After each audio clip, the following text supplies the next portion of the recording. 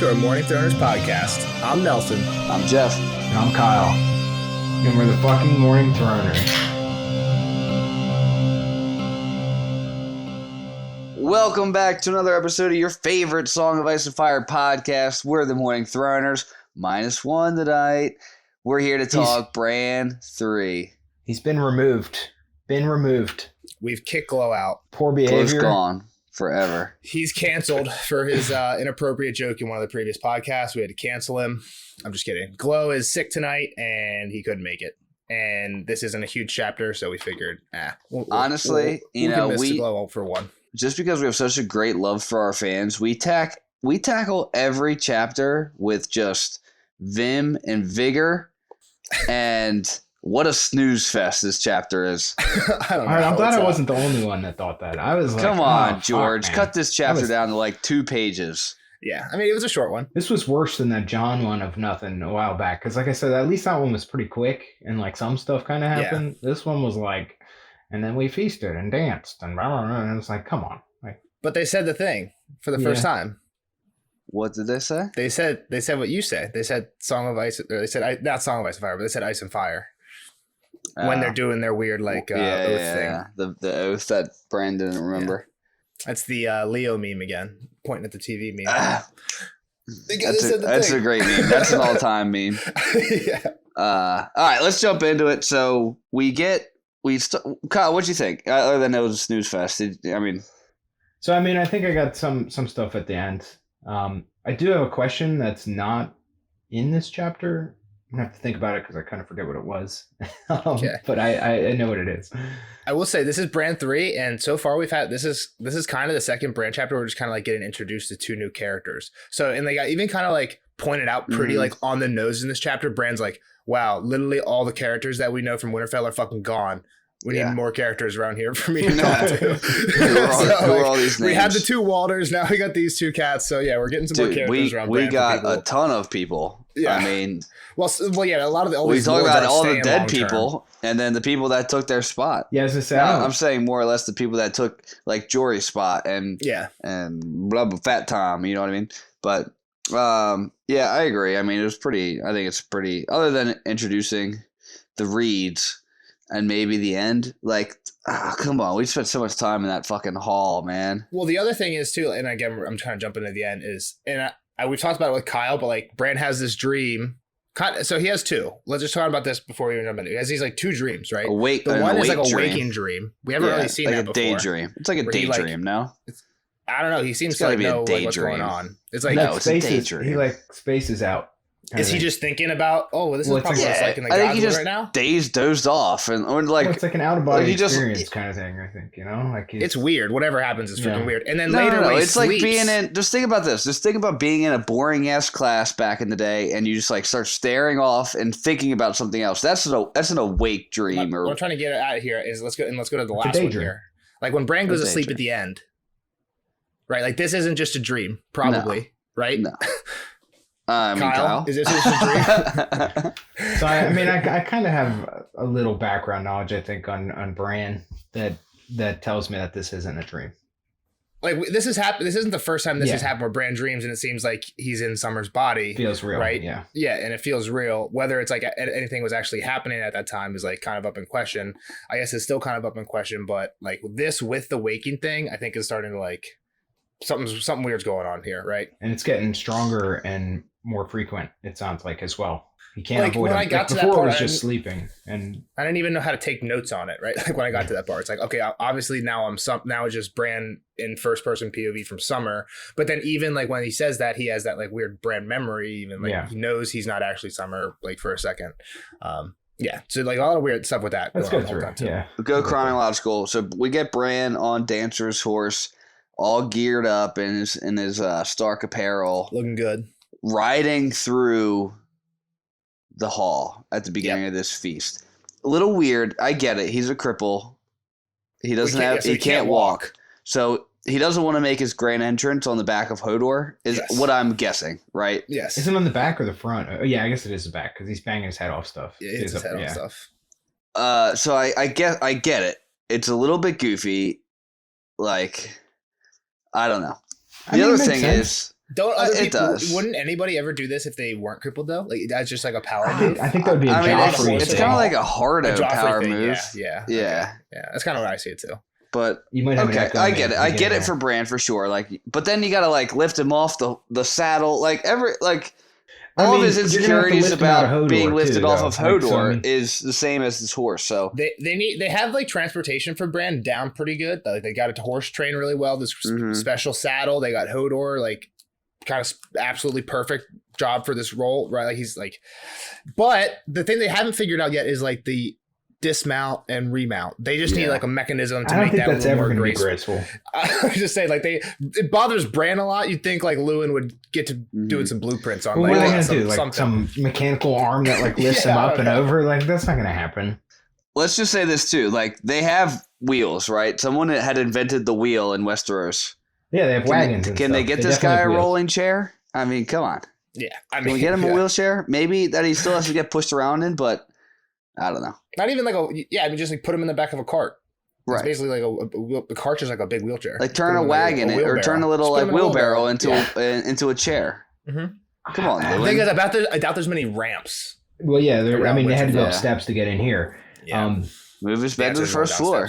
The other thing, though, is move into a rancher. I think that might make him even more of a target, though. You know, like the dude on a wheel, the only dude in the realm on a wheelchair, like versus like wheelchair and getting carried on the back. He needs to be hooked up with Danny and start flying a dragon. That's like his ideal. That'd be cool, right? Because these dragons are little too, and he's little right now. All right. So we heard of all these families that have been calling on the Starks to come to this feast, and now we're at this harvest feast. Bran's right in. They're all shouting for him. They're all shouting, yelling Winterfell. Yeah. Roderick's at the head table. Lewin's at the head table. Rickon's to his right. Long ass hair, shaggy long hair, and then the two water twins. And Bran is wearing like this wolf pin on him, and he even thinks like, I wish I had my actual wolf instead of the stupid wolf pin. Mm-hmm. So when is this? Because Rickon like can talk. He's like seems coherent, and like Bran says he was even talking at like the Robert feast. Like he's asking like, why isn't Jon with us and stuff? Oh yeah, I guess. Yeah. But I mean that sounds like less than this. This is like he sounds like he's like 6. What is he like 4 now? This can't be more than a few days later. Then I know, and it just like the last he saw him, he was in the cave or in the crypts, like with Shaggy Dog and like a feral child, and now here he is, like making jokes and they pampered him up for the feast. Let's see. I don't know. It's he's just 4, probably 4 right now, maybe close to 5. Because he's 3 at the start of the books, and a year has gone by at least. Yeah. Yeah. All right. So that's who we know of. We learn of more people there. Bran gives the starting toast. So wait, when they're cheering for him, Bran's like pretty aware during this whole thing. They know they're He's not a actually cheering for stupid him. 9-year-old or 8-year-old, whatever he is. They're cheering for Robb and Ned, and he even thinks all the Starks that ever came before me. But to that point, he's a part of it too. You're a Stark. Yeah, but he hasn't done anything. Is what he's trying to say. All these people, even Robb, have done something for the North so far, and Bran hasn't done that yet. Not to say he won't, but like, I mean, it makes sense. But yeah, he understands. It still the makes him proud. And whatnot. And he says it still makes him proud. It's like going to a sporting event and you just got a bunch of rookies playing. Like you still like the team. You're still cheering for the team. Yeah, for sure. Just like in his real life, he rides on the back of giants. You know. Mm-hmm. There you go. Great metaphor or simile or whatever you call that. So yeah, then he says he's proud of that, but he is embarrassed when they do the dismount. Because a lot of people here haven't seen that before because they're not all Winterfell people. They tell people who's there. Rickon's got shaggy hair. Rickon's pissed because he didn't get to ride a horse in. Brandon tells him to shut up. I ride better than you. How about Brandon saying bit a girl? Yeah. Did I miss that? Last girl to try to cut his hair had been bitten. Oh yeah. How about Bran just still being cocky about being a better rider? Like, no, you don't. Shut up. I ride better than you. And then basically all this food just gets brought out. And too much fucking food. And it's a funny parallel to what we've just witnessed in King's Landing, right? They're feasting versus famine. Just a ton of food, fish. I mean, how many fish can you actually cook? Well, it's kind of weird too, because like, what's the Stark words? Winter's coming. That seems like, hey, let's not feast. Let's be prepared. Yeah. Let's that's what this is. Let's put this shit on salt. The celebration of the end final of winter, right? one. Yeah. Like or the end of summer, rather, the beginning of winter. So after this feast, they're going to start to harvest more or less? Maybe. Right. I mean, they were just talking about how much they have to like before this, like how much they have to start putting away and stuff. So, but like, I mean, they're obviously not like not thinking about it, but yeah. You want to talk about a 30-course meal. This is like Thanksgiving, right? It's Pretty much, yeah, Thanksgiving. It's the last blowout. Perfect timing. This is like 18 families come together. They all cook their Thanksgiving meal, and then they serve it one by one. That's what this is. This was a fucking 2.5-year plan in the making from Nelson here. So yeah, and every missed podcast wasn't actually like me missing for a grad school class or like us not having them recorded. It was literally just because I was like, oh fuck, I timed it wrong from the get go. It was a leap year. We got to skip something. You know what I mean? So that week. It's all working out. Yeah. Happy Thanksgiving, everybody. So yeah, Jeff, read it off. Read off the menu. Such food Bran had never seen, course after course after course, so much that he could not manage more than a bite or two of each dish.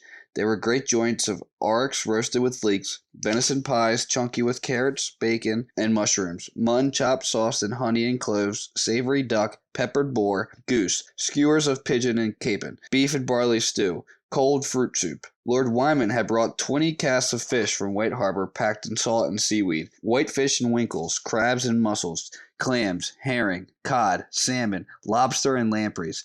There was black bread and honey cakes and oaten biscuits. There were turnips and peas and beets, beans and squash, and huge red onions. There were baked apples and berry tarts and pears poached in strong wine. Wheels of white cheese were set at every table, above and below the salt, and flagons of hot spice wine and chilled autumn ale were passed up and down the tables. Just holy bread. Shit. In King's Landing, got nothing. They're Joffrey's telling them to eat their dead.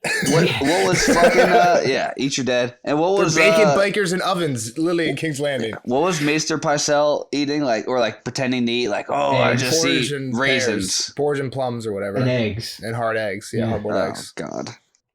And this is fucking. This kind of makes you want to move north. There's tons of people here too, right? This place is packed. Yeah, Bran even says there's people from Winter Town, so like. Yeah, it's more than just a castle. Maybe not small folk, like middle class merchants and stuff, but like, yeah, like you kind of think now. Let's just think a little bit. Maybe not. Yeah, we're not good at thinking.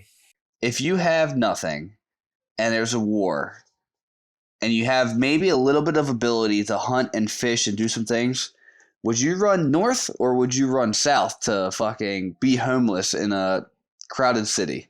South. I think they're closer to south. Most of those refugees. So that whole war is taking place much closer to King's Landing than it is to Winterfell. Yeah.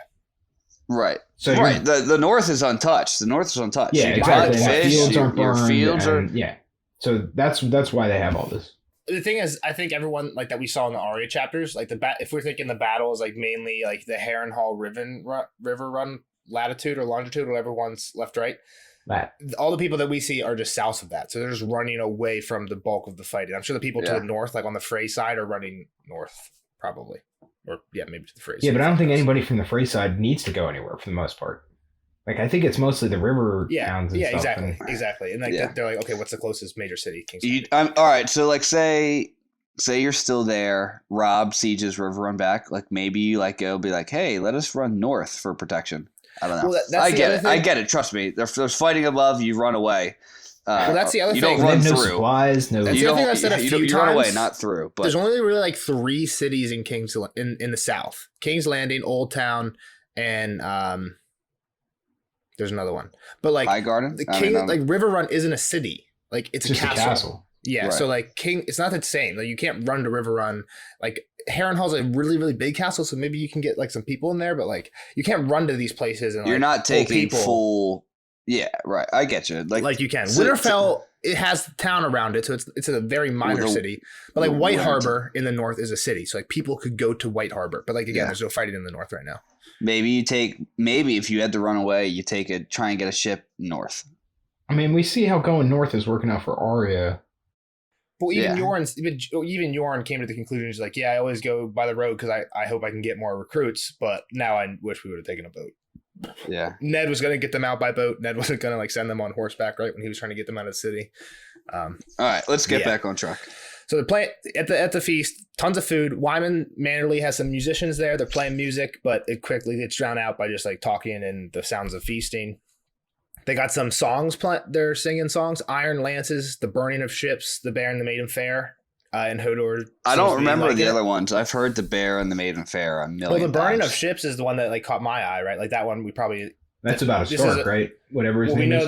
We know that one Stark got the Brandon the Burner. Yeah. Like his dad like got all those ships, sailed off, never came back. So then he burned the rest of the fleet because he was pissed about sailing. So it's that's weird to sing it. It kind of sounds like it's against the Stark family, and you sing it at. Well, it was. Brandon the Burner is pretty respected. He's one right? of the Stark lords. Yeah. I don't know who was like. I'm sure like some Starks like the one who sailed, and some Starks like the one who burned. But yeah, yeah, that was one that caught my eye. Hodor was bobbing, listening. He's a dancer, man. Yeah, he likes it for sure. Doing the Nelly shuffle. Exactly, the two-step, Hodor two-step. Nah, yeah, he was moving. Roger's talking with Lewin. Rickon's talking with Big and Little Walder. Bran gets in, starts thinking about how he didn't even freaking want them there, but Lewin was like, they're gonna be family soon. Rob and Arya are about to marry their aunt and uncle. And not Bran's Arya. Like, Arya, no not way. a shot. And Lewin won that fight, so they're up at the top seat. And they start talking about how they're bringing all the food to him first, and so that he gets. This to take, is kind of a weird portion. I mean, it's kind of badass if you're the Lord, though. It's definitely badass, but then like total alpha move. I don't want it. Like, take it to him. Like, some people get like a dope ass plate, and then the Waters get like fucking beats. It's funny because I'm sure he did it on purpose. He didn't even want to send it to Walter, but like Lewin's like, yo, remember, you got to send it to those guys too. And he's like, fuck, they get the fucking beats and the bullshit. Yeah. He sends Salmon to Lady Hornwood. She was all sad. He sends Boar to the boisterous Umbers, which is like, so that's more Crow's Food and Horsebane, right? And like they get Boar, which is just kind of like, I don't know. The one weird thing is like he says that he tries everything. He has like 2 bites, right? Up until the duck or something. Yeah, no, he couldn't keep going. So like, say he had the Boar. Does he take 2 bites and then ship it off to the Umbers, or is that like a fresh plate? Well, I think what they do is he takes some and then they just pass it down the dais and it just makes its way around. It's how it normally goes. So like at the beginning, the people down below aren't getting shit because the people up top are hungry and they're eating the good shit. Yeah. But as they start getting full and letting more shit go, then the people start getting fed. Well, okay, is how I'm assuming this works. Unless Bran is like, is it like family style, like a family style big ass boar, and you like take a fucking little. They also probably bring out multiple, right? There's probably like multiple ducks that get served. How does a feast work? If you know how feasts work. Back in Westeros, put it in the Discord. But once Bran gets full, he's sending dishes to people that might not get like untouched dishes, and he's sending them to them untouched to get the first bite. That's choice like, pieces. That's what the also before you get in too much further. So you said at the duck is when he stopped, and literally the first thing after duck is peppered boar in his description here. So maybe he didn't eat it. Yeah. Maybe he did just send it right to him. Yeah, gotcha. Cool. So then who else gives us dish of goose to Clay Servant?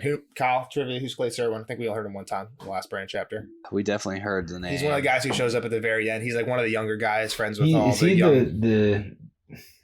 The perv or something that was trying to get at Lady Hornwood? I forget. I think he was young, like Rob's age, maybe a little bit older. And is he her nephew or something? No, I don't think so. I don't think he shows up at the very end of the chapter. He's at the very end of the chapter, and he's like, "Oh, have you heard about Stannis?" That's like, and then the chapter ends. So like, we don't really see any Hornwood talk or anything. Bran's friend or something, right? Exactly. He shows up and he's like, "Hey, he was friends with all the Starks. He was like a younger he's kid." The one that they knew of, right? Yeah. So Bran likes him just because he's a friend. And what was his dad doing that his dad couldn't come? Why did he come instead of his dad? He might have been with Rob or something. I'm not sure. Okay. I don't remember. So he sends some berries to that guy because they're friends. Goose and berries. Then he sends goose and berries. And then he sends a huge lobster to Joseph, who's the master of horse, because he trained dancer. Joseph has other plans, though. Joseph has a good night tonight. You know what? Also, Bran's like the Lord, like the top shit, right? So like, say Roderick comes out and like tries to break up Joseph. Can he just be like, yo, Bran was just here and allowed this to go on. Get the fuck out of here. You know what I mean? Like, does he? I don't think anybody cares either way. I don't know. Roderick or Lewin might tell him to get the fuck out of there. Yeah, they might. You're right. I mean, he's not, I guess he is kind of in public, but it's he's like the back way. He's like right outside the back door of the Great. But I guess it's the Lord's door. Maybe nobody else uses it except Joseph uses Joseph. Well, that's what I'm saying. Maybe Joseph's like, well, Bran can't walk. He's not walking through the door. Let me go here quick. Steps on the way down here.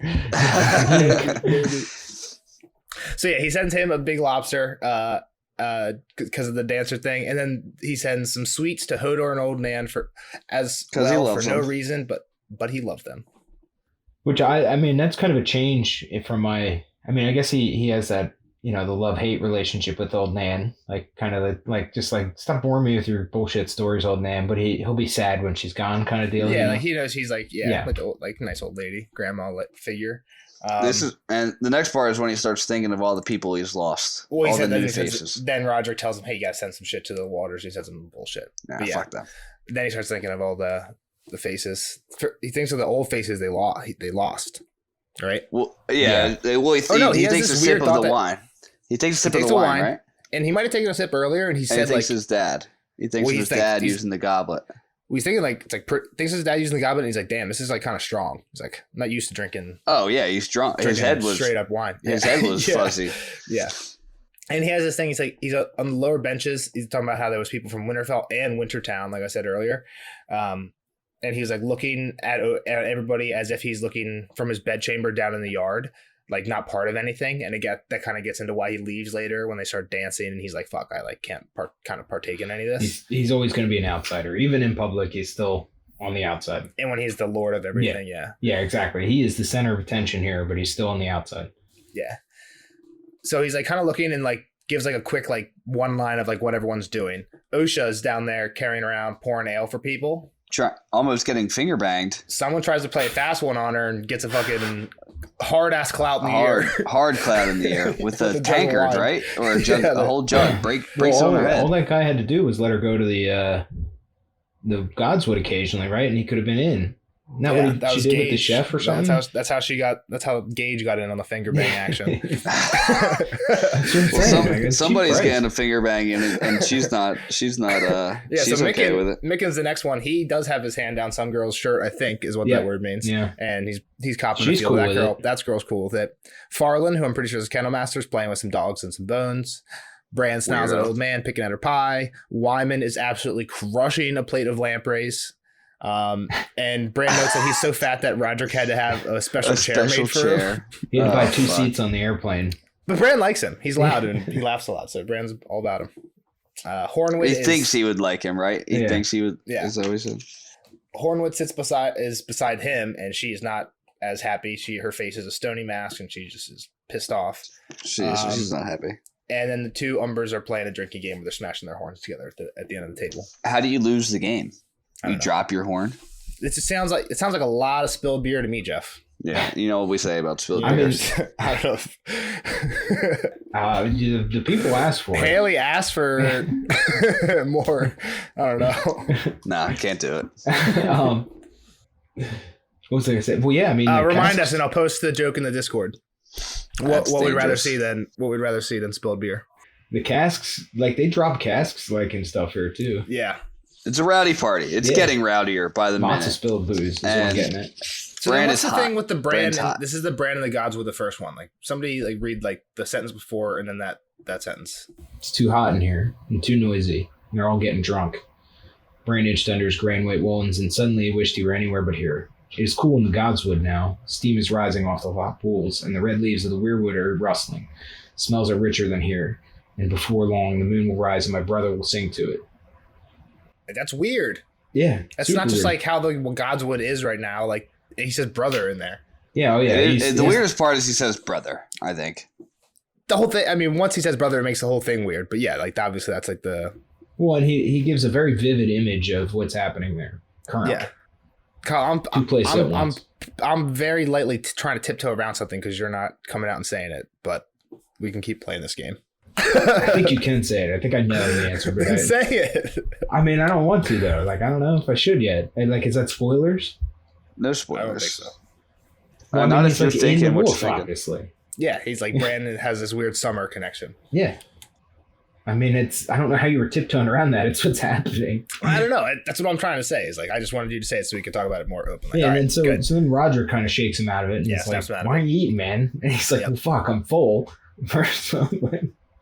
Come on, man. Roderick, he says like wine stains on Roderick's like lip or something like that, and then Roderick his mustache is pink. I just picture this like when your buddy's drunk, it's like, dude, I love you, man. It's like you're the best. he's like, you're gonna be good Lord one day, Brad. It's like you're doing a good job, bud. That's kind of how maybe he's just being earnest, but like that's kind of how I took it. It's like I mean, they usually do that. Like they've always given him his fair share. They always tell him he's doing good, and he is doing good. Yeah. 9-year-old kid stood up in front of the whole in front of this whole deal and gave a speech. Like, yep. You wouldn't have done that 4 years ago. I have a podcast right now, so I'm great at public speaking, clearly. You speak to 2 people across the screen. And he's practically 8. Yeah, I'm more than 8 too. Yeah. So when he tells him he's going to be a good lord one day, Bran, I want to be a knight. Bran, I want to be a knight. Drink some more wine, trying to drink it, thinks about the goblet, and this is where he goes back. He's like, I remember when Ned drank out of this last. And now everybody's dead. The last time he saw Ned drinking it was when King Robert was there, and he hated everybody. Yeah, he gets another little perspective from the feast. He says that from what he saw, Marcella was staring at Robb, which is kind of funny now because like Robb's attacking King's Landing, and Marcella is potentially getting shipped off like far away. Arya made faces when nobody was looking. Classic Arya. Sansa's being classic Sansa, listening to all the songs. And Rickon kept asking why Jon wasn't with them until Bran had to be like, because he's a bastard. He's a bastard. Shut up. And Uncle Benjen was there. And now they're all gone. Like some god had reached out and swept them all away. And he even thinks that in the other seats, they're missing a lot of other people. And he goes through a whole bunch of list of names. Jory Cassell, Fat Tom, Porther, Allen, Desmond, Hullen, Harwin. Everyone who went south. Septim Ordain, Vayam Pool. He's like, I don't mind the new people. Hey Head, Poxy Tim, and Skit Rick. But I miss the old guys too. So he starts looking around, wondering which of these guys aren't going to be here next year. To understand, like, just kind of the immenseness of the situation. Yeah, it's like not everybody will always be here, especially during this kind of time. Exactly. And it makes him too sad, and he's like, fuck, I can't think about this. I'm supposed to be like the strong one here. Gets off it real quick, and then Alebelly, who's one of the other new guards who busts in. Big boy. It's got to be a big boy. Gotta have. They're basically saying he drinks too much ale. His name is Beer Gut. And he's got a beer belly. His literal name is Beer Gut. Yeah. So he comes in. He's bringing Lady Mira and her brother Jojen from Greywater Watch.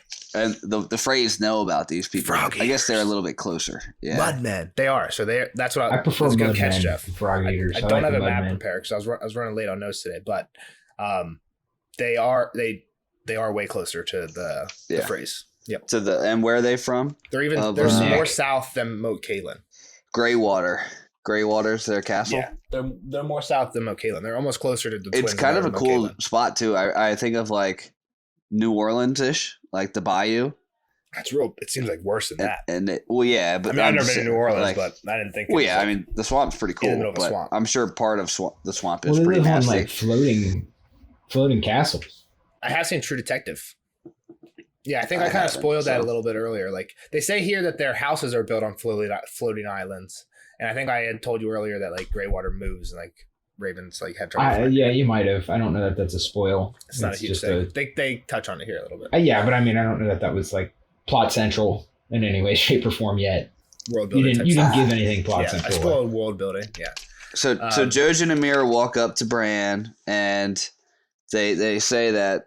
Well, one, we know that Hallen, the dad, was a close friend of Ned. Well, what do we know? Well, we learned. He says that here. Don't know much of anything, actually, except that he helped him kill the knight. That's exactly. Well, we hear that like here, kind of. Yeah, right? yeah. I don't remember that. Was that something that they talked about before? I think he has been. Let me see. He's been mentioned in 2 Ned chapters before. Hallen was. So he's in 2 Ned chapters. The last most recent one he's in is Ned 10. And normally it's hard for me to find them in the notes because it's hard to find the name in the notes, but it's in the very beginning. So I'll read it. It's actually part of a quote. He dreamt an old dream of 3 knights in white cloaks in a tower long fallen and Lyanna in a bed of blood. In the dream, his friends rode with him as they had in life. Proud Martin Cassell, Jory's father, faithful Theo Wool, Ethan Glover, who had been Brandon's squire, Sir Mark Risewell, soft of speech and gentle of heart, the Cranagman Hallen Reed, Lord Dustin. On his great red stallion. Ned had known their faces as well as he'd known his own once, but their years leech on a man's memories, blah, blah, blah, blah, blah. I don't know if anything comes up again about him. We find out a little bit more why he's precious to Ned. But not really, though. I mean, it was just he would have died without him. Yeah, he was at like if like Ned's in that. Well, first off, in that dream, Ned's obviously he's dreaming of something that happened in real life because everything is like they were with him as in the dream as they were in life is how everything was. So Ned obviously has some actual history with these people. Yep, and he's one of those people. Yeah, but I guess what I meant was like it was in passing. It wasn't I don't know. It didn't stick with me, I guess. Yeah, exactly. And I'm sure the other one in the other Ned chapter, I won't be able to find it as easily, but I'm sure it was like very similar. And the other time they did mention this in like the last Bran chapter. Lewin says like, yeah, everyone's come except for the Serwins and the Reeds, and I'm guessing that they won't come. And then, like I said, at the end of that Bran chapter, Serwin shows up, and then here the Reeds are. So everyone that they expected showed up.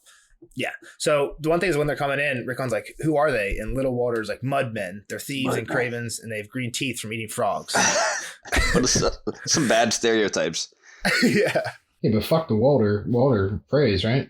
Yeah, well, it's cool because like Bran seems to not be just kind of ignoring it, because even Lewin comes up and he's like, Bran, you have to greet these people warmly. He's like, do you know who these guys are? And he's like, yeah, they're Crannogman from the Neck. And Roderick tells him, he's like, yeah, these are Howland Reeds.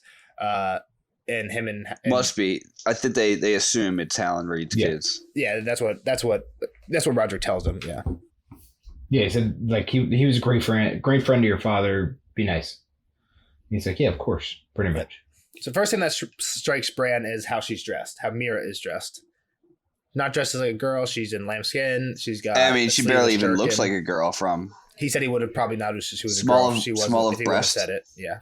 Slim as a boy. About Rob's age. She's 14. Is that 14? 15, right? 15-ish. Yeah. Maybe 16 at this point. Yeah.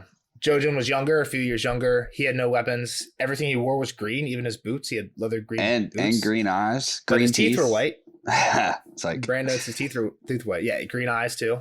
Does that make you think that Bran actually kind of believed the green teeth thing? Like, I think it's like he knows. He's like, at least he's like looking for it and pointing out like, okay, don't trust what these guys are saying. Yeah, I think exactly. He's kind of refuting them, like, shut up, Frey. Yeah. They went to one knee. My lords of Stark, the girl said, the years have passed in their hundreds and their thousands since my folk first swore their fealty to the king in the north. My lord father has sent us here to say the words again for all our people. She is looking at me, Bran realized. He had to make some answer. My brother Robb is fighting in the south, he said, but you can say your words to me, if you like. To Winterfell we pledge the faith of Greywater, they said together. Hearth and heart and harvest we yield up to you, my lord. Our swords and spears and arrows are yours to command. Grant mercy to our weak, help to our helpless, and justice to all, and we shall never fail you. I swear it by earth and water, said the boy in green. I swear it by bronze and iron, his sister said. We swear it by ice and fire. They finished together. Bran groped for words. Was he supposed to swear something back to them? Their oath was not one he had been taught. May your winters be short and your summers bountiful, he said. That was usually a good thing to say. Rise, I'm Brandon Stark. So they basically talk a little bit and then immediately switch from like, oh, you can have our meat and mead to where are the direwolves? Yeah, pretty much. It's like, hey, we have frogs and fowl. Bran's like, cool, you can have our meat and mead. And he thinks about them for a second. He's like, what he thinks of them is he thinks that they're poor fishers, frog hunters. They had thatch houses built on these floating islands in the deep swamp. They were said to be cowardly, who fought with poison weapons and preferred to hide than fight. But then he's like confused because like that doesn't make sense because Howland's like one of Ned's best boys, and that doesn't seem like something Ned would be boys with. And then Jojen takes a seat. He's like, "Where's the wolves at?" I mean, like the other thing is like, what's wrong with poison weapons? So like poison's the latest weapon. But I mean, it's no worse than burning. It's probably actually better than burning civilian cities down. Women, cravens, and eunuchs. Kyle. Mm-hmm. And poison, very frowned upon. Oh, but like, come on though. Plenty of like tribes and shit use that. You don't think like those tribes are weak ass? Very frowned upon. That's kind of the point of this. Is they're like a little bit more maybe primitive than other people. And that's just what they have. They use what they have. I don't. If you're dead, you're dead. Fuck it. Yeah. Yeah. It's like when I'm playing Sea of Thieves and I destroy someone and they're like sword lord or double gunner and you're just like, you're dead. Which makes no sense because they blunder lord. I'm a blunder lord. There's no solid you can option. Have 2 guns or you can have a sword, and I'm gonna kill you either way because I'm just better. I'm blunder lord. Yeah, you're blunder lord. Don't get close to me. You're dead. All right. Rickon's like, they're in the Godswood because Shaggy Dog was bad. And Mira's like, well, my brother wants to see him. And kind of a weird request to just be like, hey, I'm here. Show me your fucking wolf. Letters don't come. Like, how do they even know about that? How about you fuck off and eat our fucking meat and you let me worry about my wolf? He hasn't sent him the meat yet. Yeah. I'm saying, sit your ass down. He was like, yeah, man, I'd love to show you these dogs. Like, it's like Bran's favorite thing too. Yeah, that's what I'm saying. It's like, just a little intrusive. Like, why you want to see my dog, bitch? Yeah. Well, Walter's like, well, you better be sure that they don't see you first, or they're gonna bite your ass. And Bran's like, they won't if I'm there, and I'm gonna keep Summer in line, and then Summer's gonna keep Shaggy in line. But yeah, he's glad they want to talk about Shaggy a beta. Shaggy's such a beta. So they were idiots.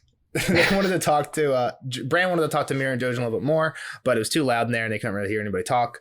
And he wondered if they had ever had sheeps or anything like that, sheeps or cows. So he sends them some mutton, some uruk, and some beef and barley stew, and they seem to like it.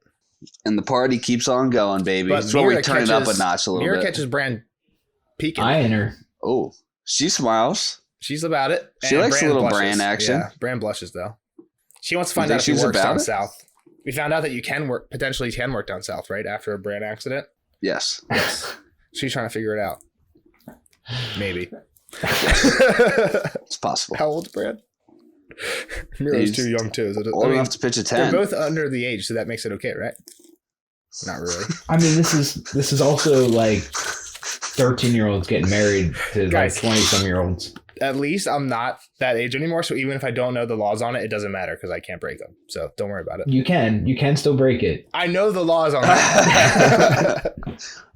you don't get exempt when you hit 30. I feel like I'm into older women anyway.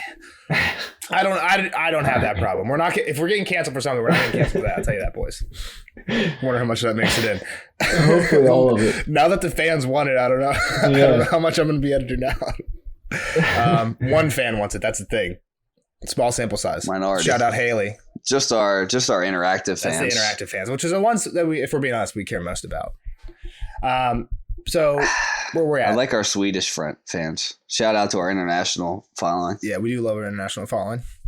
Makes us more cultured. All right, let's get through it. All right, we see Joseph is banging. Everyone's dancing now. They move the tables out. All right, and Joseph's not banging yet. Yeah. They start moving tables out. Yeah. Well, so they move the tables out. They're dancing. Bran feels more and more out of place as the night goes on because like he can't do anything. He's enjoying the dancing, but he's like, man, I wish I could be part of it. Yep. Hodor's dancing by himself. Over. Like, it's time to leave, man. Yep. Strap him in. Get him on the back through the back door. And guess who's back door slutting? Joseph. Oh my gosh. Yeah, Hodor stops to take a little peeping Tom, but Bran pulls him along as the girl starts to scream about it.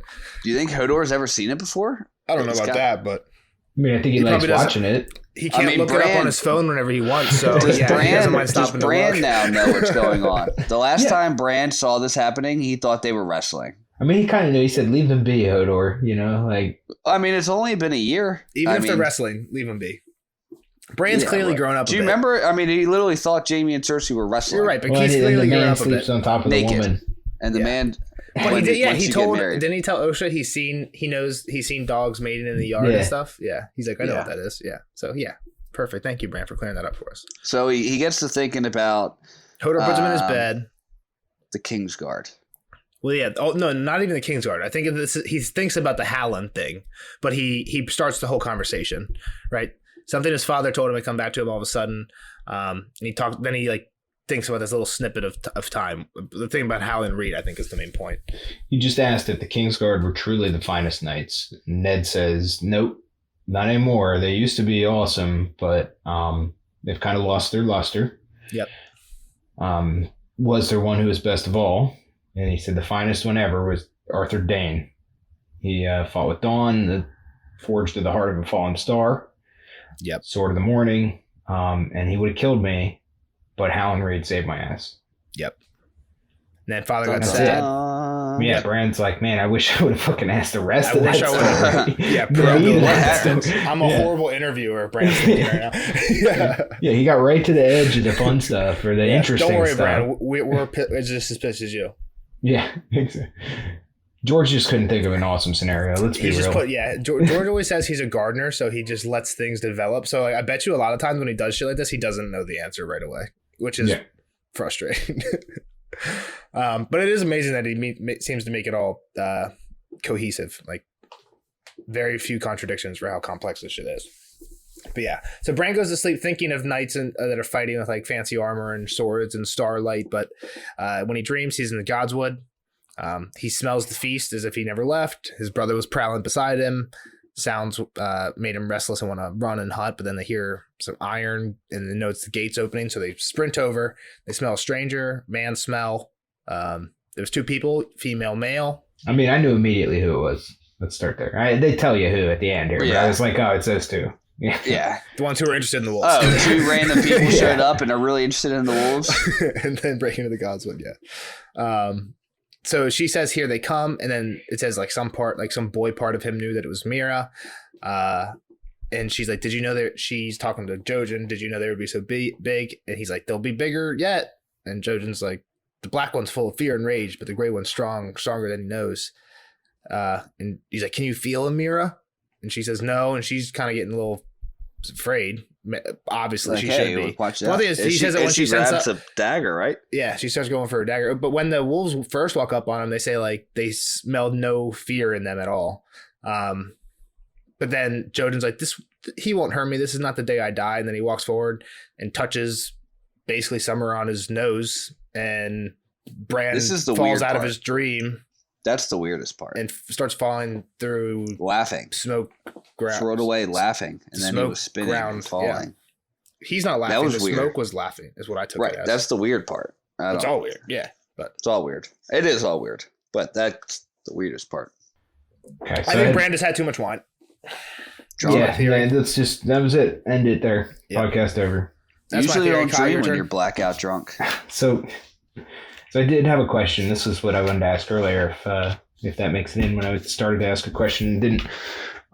So Ned had said something about this is the very first chapter of Bran or whatever.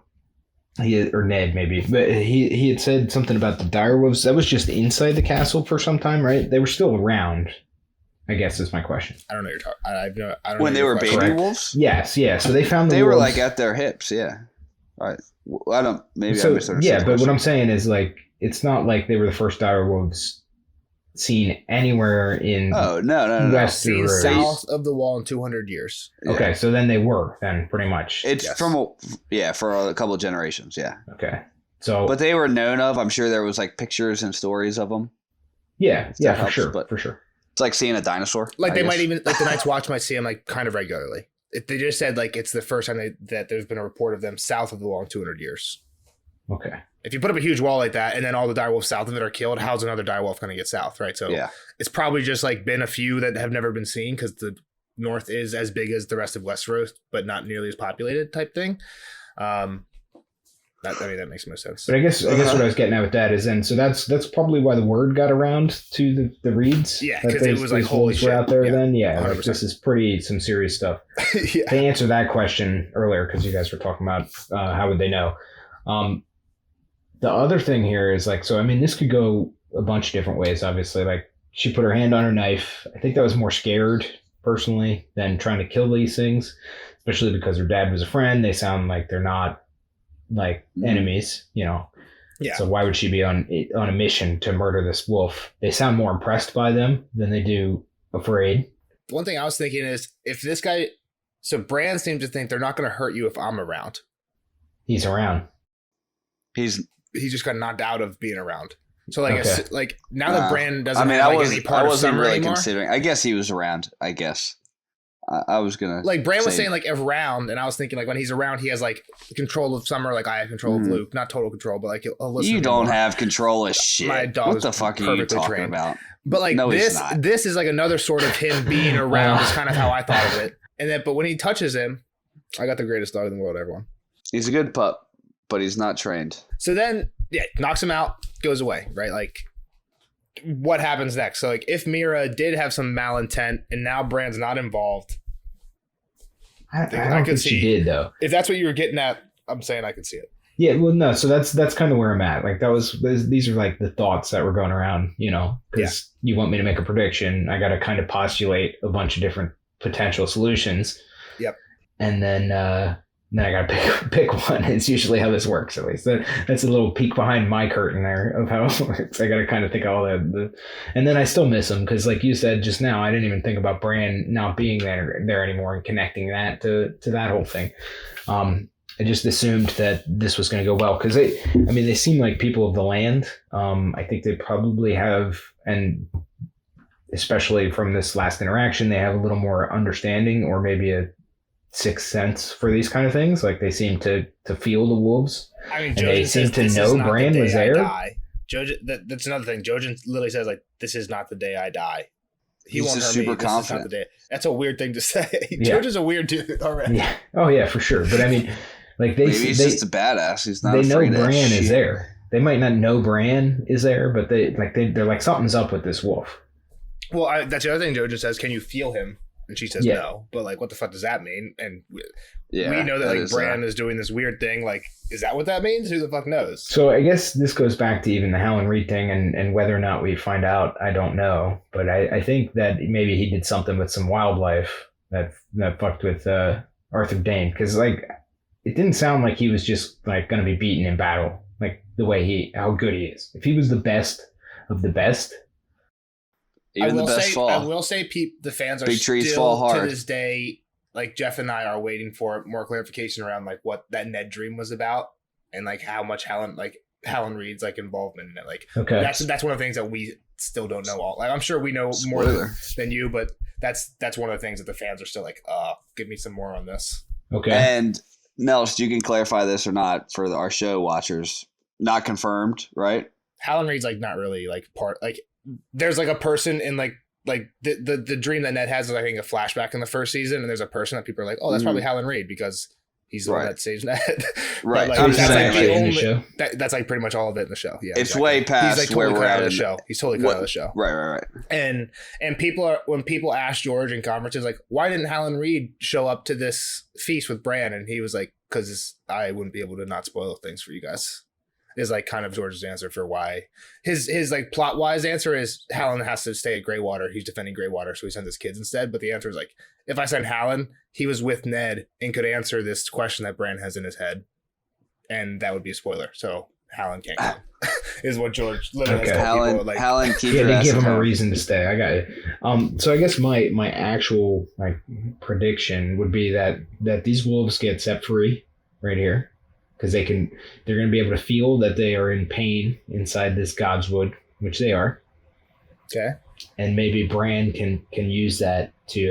This is where he starts exploring it a little more because he needs to get connected. Because this whole chapter is about him being the outsider, right? Yeah. Mm-hmm. So this is his way to become less of an outsider. So that's where I'm at. Like I said, it could go the other way. They could just fucking murk these two dogs right here, and that's the end of it. Wouldn't be the first two. So I mean, truly, I don't know, but that's my. Wouldn't be the first direwolf killed. Yeah, exactly, and we've seen that they're not invincible. Yeah, I think that this chapter, like you guys said, kind of at the top of it, isn't definitely one of the most interesting chapters that we've read so far. But I think it does have a way better cliffhanger than like that last John chapter, which I think kind of makes it a little bit better. Good one. We'll see you guys in the spoiler section. Just be a duo spoiler section this time. But see Kyle in the next one. Next cat. It's a cat chapter, right? Cat 2. Caitlin, what's going on in Cat World? Where did we last leave Cat? Cat? Right? Yep, she was at Riverrun talking to Rob last time we saw her. Rob gave his "I'm the new king of the North" speech. So they're probably going to get Tyrion's demands, or at least word. Oh, that's a quick turnaround.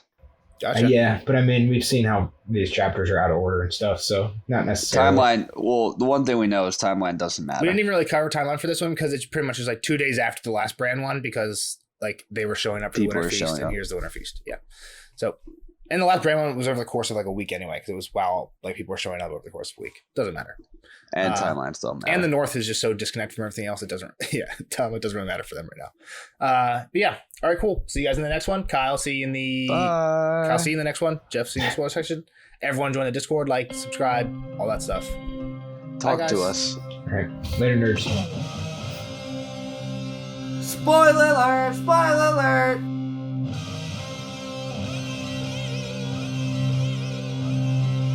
Spoiler alert! Spoiler alert! What the fuck do we do here? Bye, Kyle. Bye, Kyle. See you next time. See you next time. Catlin 2. And now, spoilers. Welcome to the spoiler section of Bran 3. Boys, what are your hot takes? Glow's gonna be disappointed if he listens to I this. think that's what Glow says. I'm gonna leave that in. It's our best effort. That's our our best combined effort. Glow. Yeah, I mean, it was kind of low energy. I feel like, but we were really confused. We were thinking. As soon as we hit the record button, we do this thing that we sync it up with, and then Jeff and I were like, "What now?" I say again what I said. I say again what I said at the end of the first one. I say bye Kyle. So how many bye Kyles do you leave in when you actually edit it out? Normally I'll try to leave in at least me or you, but normally they don't both make it because sometimes like I'll be like bye Kyle while Glow's talking, it just makes it hard. So normally like whoever's shorter and quicker makes it in. Well, that's stupid. All right. Well, boys, what are your hot takes? All right, gonna be interesting. I got some. Gonna be interesting. All right, go ahead. First thing I had was kind of open ended. We'll talk about it. Bran's gonna be king. We know that from the show. If that happens from the show, what we got like. Is there anything based on like? There's a lot of Bran being a lord and like Bran doing pretty good at being a lord in this chapter. I don't know. Roger I feel like Bran good lord again is going to be such a weirdo though, coming from this like I don't know. Maybe I'm so stricken that he's just going to be a fucking psycho. So like the other thing that kind of like when Bran came back, it was weird as fuck. He was a weirdo. He should have never been in the show king. for sure. The worst thing that kind of goes back to this chapter from the show is. When they get back from the north and Mira's like, yo, what's the deal? My brother died for you. And now you're just like not talking to me. And he's like, I'm not Bran anymore. Fuck off. Yeah, right. That's like the worst scene ever in the show. Like Mira, I love Mira. And she like sacrificed everything. She sacrificed her everything. Brother, literally everything. Left home to drag his ass. That's the thing. I feel like I might have given away to Kyle a little bit too much when I was like, we get these two new characters, and then I kind of like real quick retracted on it, like because I can't tell them they're going to be in the book for super long. Like all the other lords are just showing up and leaving after the feast. But I think I think you played it off well. Like, oh well, all these people died. We need new people to. We need new names. I don't think he thought. I think he's kind of confused about. Even the wolf dreams. I don't even know if he truly understands that Bran is a part of that brain. I think the next Bran chapter we have, Jojin is just like straight out like, yo, you have wolf dreams where you're literally inside Summer and like literally straight up tells them everything. Well, right. Like I Bran have weird dreams too and I know the future. Here's some future shit that's going to happen. Bran doesn't even know what's going on right now. But that's the next Bran chapter. I think we're getting into the cool ass shit because Jojin's here now. How about a big spoiler of just Jojin's attire and Green eyes. He's a green seer. Like, well, it's also kind of like, why can't he wear fucking blue?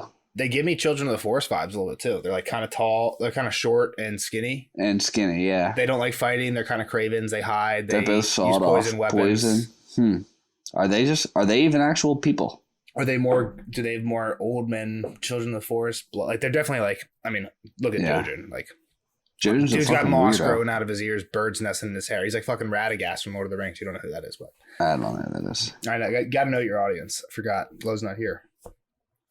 The one thing you said you don't have any points, but you do have 1 point. You brought it up in the non-spoiler section, and I glossed over it. The Bear and the Maiden Fair. The Bear and the Maiden Fair. First mention of that song. Is it the first mention? I think so. Maybe not, but I think so. I feel like it's just something that's always glossed over. Like, oh, the singer's playing the bear, the maiden. Does that relate to anything in the story? Do we know of any maiden fairs that fight any bears in the story? Yeah, Brienne of Tarth does. Guess what happens in the next Catelyn chapter? We meet Brienne of Tarth. Interesting. Yeah. So this might not be the actual. What's the actual maiden bear and the maiden fair? What's the story? I don't know. Hey, real quick, let me look up the lyrics. I'm sure there's some lyrics somewhere. I'm pretty sure the whole thing is like a pretty like sexist, like not sexist, but like talks about how like men do the fighting and women can't do the fighting, and this woman's getting, I don't know. Let me look it up. A bear there was, a bear, all black and brown and covered with hair. A bear. O come, they said. O come to the fair. A fair, she said. But I'm a bear, all black and brown and covered with hair. And down the road from here to there, the boys, a goat, and dancing bear. They danced and spun all the way to the fair at the fair. Oh, sweet she was, and pure and fair, the maid with honey in her hair. Her hair, the maid with honey in her hair. The bear smelled the scent of summer air. The bear, all black and brown and covered in hair. He smelled the scent of summer on the air. He sniffed and roared and smelled it there. Honey on the summer air. Oh, I'm a maid, and I'm pure and fair. I've never danced with the hairy bear. A bear. I'll never dance with a hairy bear. The bear, lifted her high into the air, the bear. I called for a knight, but you're a bear, all black and brown and covered in hair. She kicked and wailed the maiden fair. He licked the honey from her hair. Her hair. This is about rape. He licked rape. her honey from her hair. Then she sighed and squealed and kicked the air. My bear, she sang, my bear so fair. And off they went from here to there, the bear, the maiden fair. This is a Northman. This is a Dunk heard this song performed at the tourney of Ashford Meadows. Somebody got raped and captured. Let's see what the wiki says about symbolism.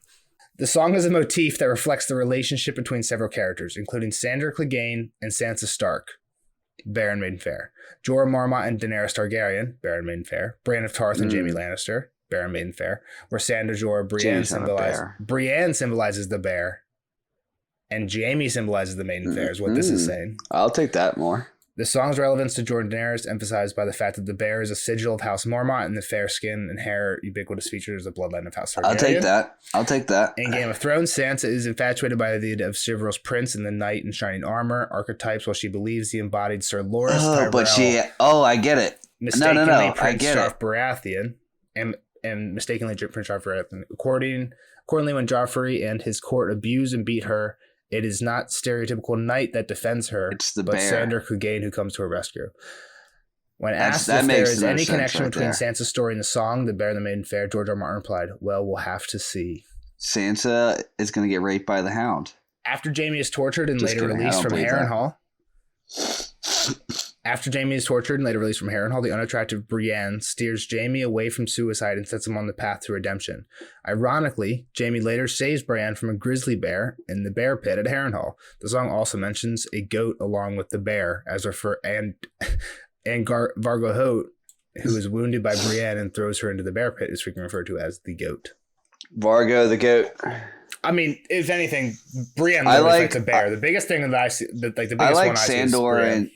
No, I think Sandor and Sansa. Sansan. People love Sansan. That's what they call like them. It makes no sense. Like she's calling for a knight. Even now in her last chapter, she like needs a knight hero, and she doesn't get one. She gets the bear. She gets the Hound. It literally happened last chapter. But like, what's the connection between the bear, the Hound, and the bear? I like the Jorah Dany one. I like because Jorah's super hairy. He's not a knight. How does that mean bear? Like the opposite of a knight isn't bear. No, I get it, but he's like an ugly, big. He's a black of hair guy. I'm not saying I hate it, but I think the Jorah one's cooler. Because I like the Jorah. I never thought about that one before. I like Jorah and Dany too. He's really hairy in the books too. He's really hairy. He's bear black sigil. Hair. She's fair skin. Moving on. Bran says that like.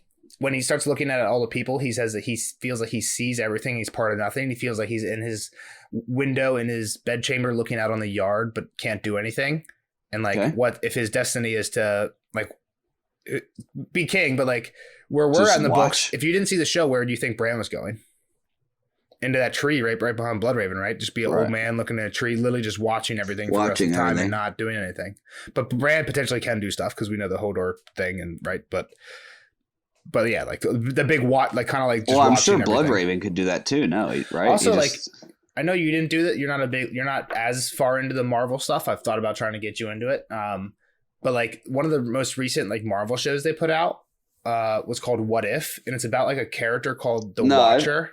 I've heard about these. They like rewrite stories about. Basically, it's like there's a whole bunch of different multiple universes. Like, what if Captain America is a girl? What if this thing happens? What if this thing happens? Right? Just slight different. What if Iron Man dies really early on? Like shit like that. But like the whole premise is like there's actually this character called the Watcher who's watching all this shit. And like towards the end of the season, spoiler if you haven't seen it, tab out now.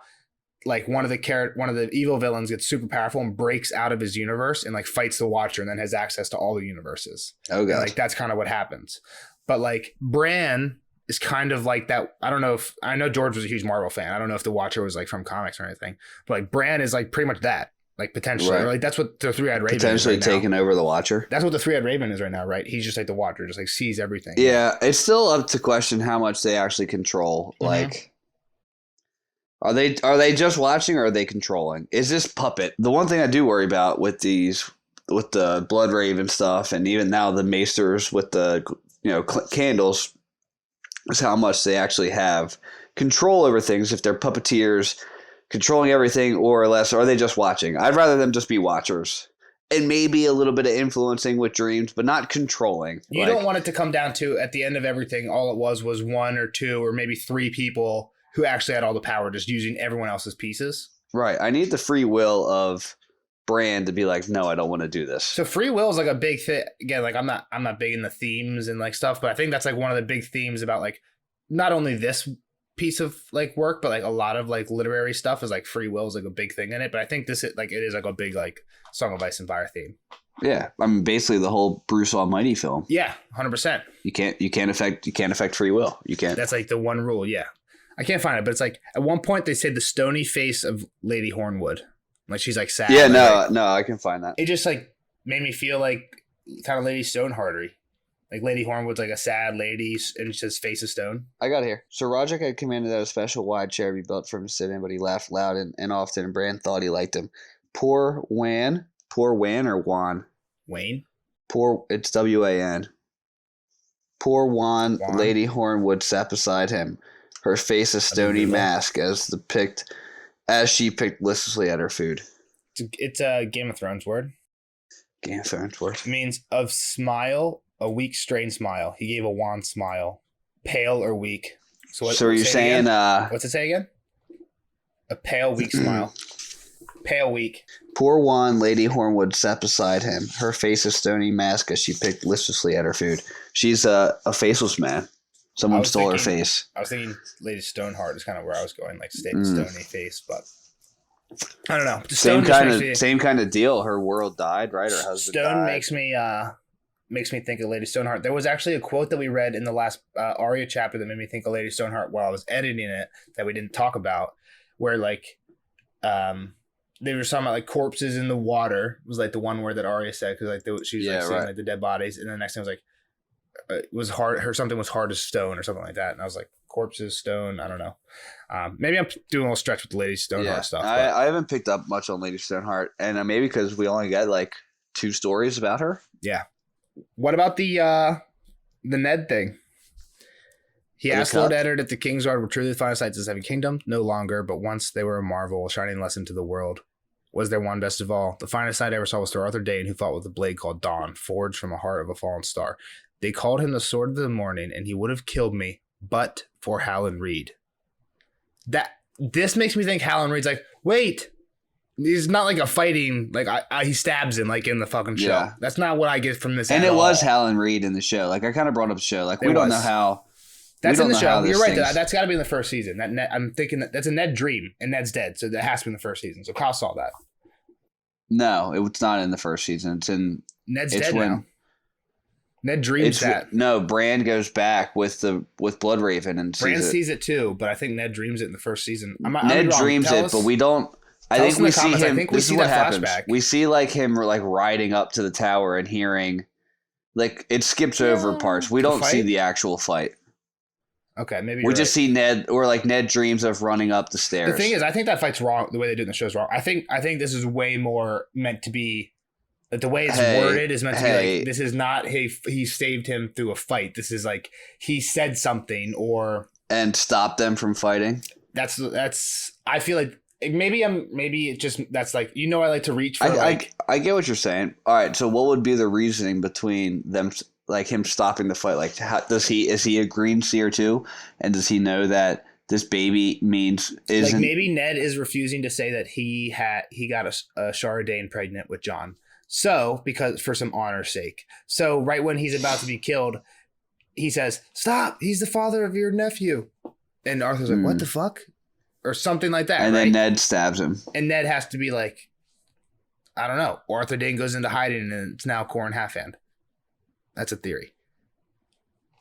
That Corrin Halfhand is and Tormund is Geralt Hightower. That's a theory. Again, I don't buy that theory, but that's a theory. Like they talk about, like there's a thing where what is in that Ned dream, Geralt Hightower says like the Kingsguard do not flee, or like the Kingsguard do not kneel, or like both of those things, and like pretty much Tormund says the exact same things at some point later on.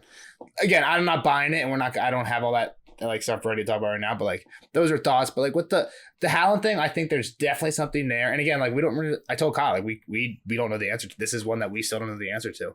And like I would love to hear what any of our fans think is up with Howland Reed. George Reed's got to be a tough one. Said like I can't bring Howland into the story because it would. Well, the same thing about logically the Danes he would spoil too. Too much. These two people are the biggest spoilers in the story. What he said about the Danes is the Danes' house words would be a spoiler, which is like that's like kind of weird to think about. Yeah, for sure. Yeah. I mean, we do not sow. That's a badass mighty we roar. Like they're kind of weird. Winter is coming. Like what could it really be? Hear me roar. The prince is here, or it has to be something to do bring with the like, light. Yeah, bring the light. The one who brings the dawn or something. We like bring that. the light. Yeah, we bring the dawn. The light bringer or something. Yeah, it's got to be exactly. It's got to be super on the nose or something. I already know what it is. It's exactly what it is. Dawn. I don't know if that'd be a super spoiler right now. The thing is, like, there's people who would like immediately put that together though. When Bran meets Bloodraven in the cave. All right, you're taking me back years. Listen, I'm gonna read the quote for you. All right. And this, you're not going to get the connection right away. There's nothing really in this chapter, so just pay attention to what I'm saying. I will. I'm very smart. I pick up Arnold. His body was so skeletal and his clothes so rotted that at first Bran took him for another corpse, a dead man, propped up so long that the roots had grown over him, under him, and through him. What skin the corpse lord showed was white, save for a bloody blotch that crept up his neck onto his cheek. His white hair was fine and thin, as root hair and long enough to brush against the earthen floor. Roots coiled around his legs like wooden serpents. One burrowed through his breeches into the desiccated flesh of his thigh, to emerge again from his shoulder. A spray of dark red leaves sprouted from his skull, and gray mushrooms spotted his brow. A little skin remained, stretched across his face, tight and hard as white leather. But even that was fraying, and here and there that brown and yellow bone beneath was poking through. "Are you the three-eyed crow?" Bran heard himself say. "A three-eyed crow should have 3 eyes. He only has one, and that one red." Bran could feel the eye staring at him, shining like a pool of blood in the torchlight. Where his other eye should have been, a thin white root grew from an empty socket, down his cheek and into his neck. "A crow," the pale voice Lord said, was dry. His lips moved slowly as if they had forgotten how to form words. "Once I, black of garb and black of blood, but the clothes he wore were rotten and faded, splattered with moss and eaten through with worms. But once they had been black. I have been many things, Bran. Now I am as you see me, and now you understand why I could not come to you, except in dreams. I have watched you for a long time, watched you with 1,000 eyes in one. I saw your birth and your Lord Father before you. I saw your first step, heard your first words, and was part of your first dream. I was watching you when you fell, and now you are coming to me at last, Bran Stark, though the hour is late." And I maybe not expressed it well, but when he says, "Are you the three-eyed crow?" what he says is a ... crow ? Huh. Okay. There's no crow in this chapter at all. Don't they always say it's a three-eyed raven, though? In the show, it's a three-eyed raven, not in the books. In the books, it's a crow. Okay. But the thing is, when Bran asks him if he's are you the Blood three-eyed Raven crow, goes to the Night's Watch? He has no idea of a three-eyed crow. He thinks he's talking about like crow as in Night's Watch. That's what he talks about. He is in the Night's Watch. But like the three-eyed raven has no idea what the three-eyed crow is. Like we say he's the three-eyed crow, but we don't know. Like he has no idea what that is. You don't think he has an idea? Are two different people fucking with Bran? Like there's no three-eyed crow in this at all. So like Bran, like what this do you guy. Mean? I thought. Oh wait, Bran has two types of dreams: falling dreams. When the crow picks at his head, yeah. Does that crow have 3 eyes? So that's the three-eyed crow. What do you mean? People think that if this guy just doesn't know what form he takes when he comes into Bran's dreams, but that seems like a stretch. Some people think that there's like two versions. Like this one, Bran has that falling thing where he falls again. And I think there are some dreams where the falling and the crow are in the same one. But like say that they're two different things. Like say that the Blood Raven just does this fall thing and that's how he's trying to get Bran to wake up, open his third eye. And somebody else is this crow. Maybe it's fucking Euron. I gotcha. Or something, right? Euron has an eye patch that covers his eye. What if like when he moved it to like his forehead, now Euron's got 3 eyes. He actually had his old eye the whole time. Now he's got 3. Like again, I'm not buying all this, but like there's theory. I'm not saying I buy into this, but there's theories that the 3-eyed people who we think Blood Raven, the 3-eyed crow, yes, he's coming to Bran in dreams. He even says it right here. But like maybe he's coming in the falling dreams, and he's the 3-eyed crow is completely someone different. He doesn't know who the fuck that is when Bran asks him about it. Yeah, I mean. That's something I would have definitely glossed right over because this seems like a very 3-eye, like a very Blood Raven-y type of chapter, right? Jojin shows up and is saying like, I know shit, and there's no crow at all in this chapter. I'm not saying I buy it, but it's interesting to think about. And I'm going to keep an eye out for it going forward. Like I'm going to try to keep the distinction between crow dreams and non-crow dreams. Why does Jojin need to see the direwolves right away? I think he wants to see if Bran has powers to like control them, and he gets there and he can feel that Bran does. Yeah. Okay. It's also, and the only reason I said the thing about them getting attacked was because Kyle was kind of leading there. I thought. I don't like how Jojin described Shaggy Dog and Summer to be exactly like Bran and Rickon. Fearful, like, yeah, we get it. Like, and strong or whatever. Yeah. Strong, but he doesn't know it. Like, okay, we get it. They have a connection. Like, stop beating a dead horse. Well, Kyle like, let him be. Kyle I want him to be a little bit different. I want him to like. I still want the wolf to be a wolf at heart, and it's just like, well, it is for sure. But is it like it's basically Bran? I mean, you'll see. But even like once they start, like when they leave Winterfell, like after all the bad shit happens, yeah, and Jojen's trying to teach Bran how to do that. Bran keeps going into Summer, and then like not coming back for days, and all Jojen's like just go into him and just slash a tree, and Bran will go and come back 4 days later and just like not have slashed a tree, and then he'll be like, we need food. You're supposed to slash a tree and like kill something and bring it back for us. We are gonna starve. And Bran's like, sorry, like I was eating when you woke me up. And he's like, you weren't eating, Summer was eating. Yeah. So like no, I get what you're saying, but like Summer has his will takes over a little bit. You think that's Summer's will and not Bran just enjoying running around and hunting? 100%, yeah. I think it's a little bit of that. It's probably a little bit I of think both. It's Bran just being like, oh, I'm so tired of being carried around. Like, let me run and hunt. But when Jojen tells him, like, go do this, he's like, okay, I will. I'll remember. He gets lost in it. But okay, I'll pick up what you're putting down. That's all I got. Well, I'll bring some of this stuff up with Glow in the next spoiler section, see if he has anything for it. But yeah, pretty long spoiler section considering just 2 people. Yeah, just talking. Just 2 guys being dudes. Yep, shooting the shit. Locker room talk. All right, guys, we'll see you in the next one. Catlin 2, join the Discord, like, subscribe, give us a comment on YouTube if you're there. And we'll see you all in the next one.